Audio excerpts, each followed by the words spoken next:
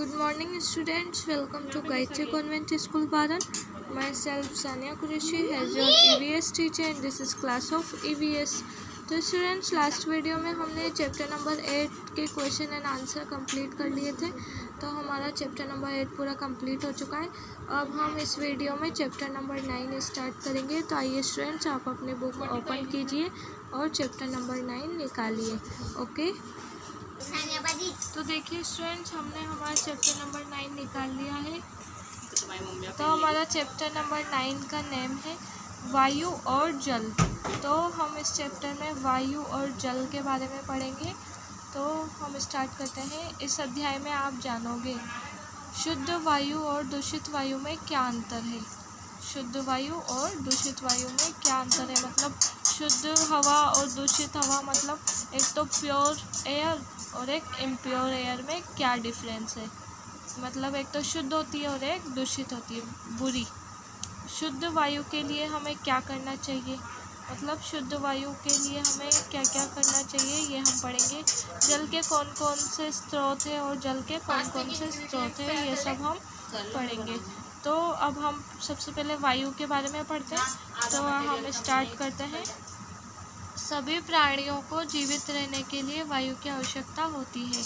सभी प्राणियों को जीवित रहने के लिए मतलब सभी मनुष्यों, जीव जंतु, पेड़ पौधों, सबको जीने के लिए किसकी आवश्यकता होती है, वायु की आवश्यकता होती है।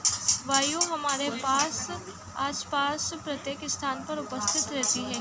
वायु हमारे आसपास प्रत्येक स्थान पर उपस्थित रहती है। हम वायु को ना तो देख सकते हैं और ना ही छू सकते हैं। तो हम वायु को ना तो देख सकते हैं और ना ही छू सकते हैं, लेकिन हम उसे महसूस कर सकते हैं, हम उसे फील कर सकते हैं। ना तो देख सकते हैं ना छू सकते हैं, बस क्या कर सकते हैं, हम उसे फील कर सकते हैं, मतलब महसूस कर सकते हैं। हम वायु में ही सांस लेते हैं। हम वायु में ही क्या करते हैं, सांस लेते हैं। हमें श्वास तभी आती है जब वायु रहती है, और वायु में क्या रहता है, ऑक्सीजन। तो हमें शुद्ध वायु में सांस लेनी चाहिए। हमें कैसी वायु में सांस लेनी चाहिए, शुद्ध, बिल्कुल प्योर वायु में, ठीक है। शुद्ध वायु हमें स्वस्थ रखती है। शुद्ध वायु हमें क्या रखती है, स्वस्थ। दूषित वातावरण तथा दूषित वायु स्वास्थ्य के लिए हानिकारक होती है। तो शुद्ध वायु तो हमें स्वस्थ रखती है और दूषित वायु क्या करती है, हमारे वातावरण और स्वास्थ्य दोनों के लिए हानिकारक होती है। और दूषित वायु में क्या होते हैं, हानिकारक कीटाणु होते हैं। दूषित वायु हमारे लिए हानिकारक होती है, तो उसमें क्या होते हैं, हानिकारक कीटाणु होते हैं। बसों, कारों, स्कूटरों तथा कारखाने की चिमनियों से निकलने वाले धुएं तथा तेज हवा के चलने तथा सफाई करते समय उड़ने वाली धूल से हमारे आसपास का वातावरण तथा दूषित हो जाती है। वातावरण दूषित हो जाता है, ठीक है, दूषित हो जाता है।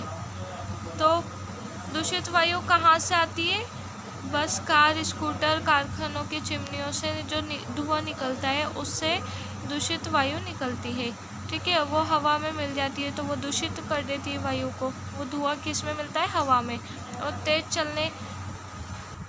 और तेज हवा के चलने से और सफाई करते समय उड़ने वाली जो धूल है वो हमारे आसपास को क्या करती है, गंदा करती है, दूषित करती है। अब हम ये जानेंगे तथ्य पेटिका में क्या लिखा है। समुद्र का पानी पीने योग्य नहीं होता है। समुद्र इतने बड़े बड़े होते हैं, लेकिन समुद्र का पानी हम क्यों नहीं पी सकते, क्योंकि समुद्र का पानी खारा होता है, इसलिए हम समुद्र के पानी को नहीं पी सकते, ठीक है।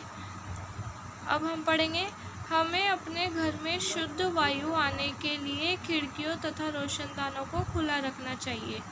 हमें अपने घर में शुद्ध वायु के आने के लिए क्या करना चाहिए, खिड़की और रोशनदानों को खुला रखना चाहिए। मतलब हमें हमारे घर के रोशनदान और खिड़कियों को खोल देना चाहिए ताकि हमारे घर में बिल्कुल साफ़ हवा आ जाए।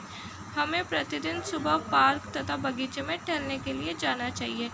और हमें क्या करना चाहिए, प्रतिदिन सुबह पार्क तथा बगीचे में टहलने के लिए जाना चाहिए। मतलब हमें रोज़ाना सुबह जाना चाहिए, पार्क में जाएं और बगीचे में टहलने के लिए जाना चाहिए ताकि हम ताज़ी हवा का आनंद ले सकें। हमें हमेशा खुली जगह तथा स्वच्छ वातावरण में खेलना चाहिए। हमें हमेशा क्या करना चाहिए, खुली जगह मतलब बिल्कुल खुली जगह जो पैक बिल्कुल भी ना हो और तथा स्वच्छ वातावरण में खेलना चाहिए जहाँ पे धुआं, धूल, मिट्टी ये सब ना हो। तो स्वच्छ वातावरण में खेलना चाहिए। हमें कभी भी मुंह ढककर नहीं सोना चाहिए। हमें कभी भी मुंह ढककर नहीं सोना चाहिए, ठीक है। हमें साफ तथा स्वच्छ वातावरण में रहना चाहिए। हमें साफ तथा स्वच्छ वातावरण में रहना चाहिए। इसके लिए हमें अपने घर के चारों ओर हरे पौधे लगाने चाहिए। तो हमें वातावरण को स्वच्छ रखने के लिए क्या करना चाहिए, चारों ओर घर के चारों ओर हरे हरे पौधे लगाने चाहिए। हमें स्वच्छ वातावरण में रहना चाहिए, घर के चारों ओर पौधे लगाने चाहिए, मुंह ढककर नहीं सोना चाहिए और खुली जगह तथा स्वच्छ वातावरण में खेलना चाहिए। तो ये पॉइंट्स किसके हैं, प्योर हवा को पाने के, मतलब शुद्ध वायु से सांस लेने के, वायु को शुद्ध प्राप्त करने के लिए। हमें रोज़ सुबह सुबह गार्डन में टहलने जाना चाहिए ताकि हमें शुद्ध वायु आ सके। तो देखिए स्टूडेंट्स, ये वीडियो हमारी फिनिश होती है। इससे आगे का चैप्टर हम नेक्स्ट वीडियो में पढ़ेंगे। तो okay, good bye, take care.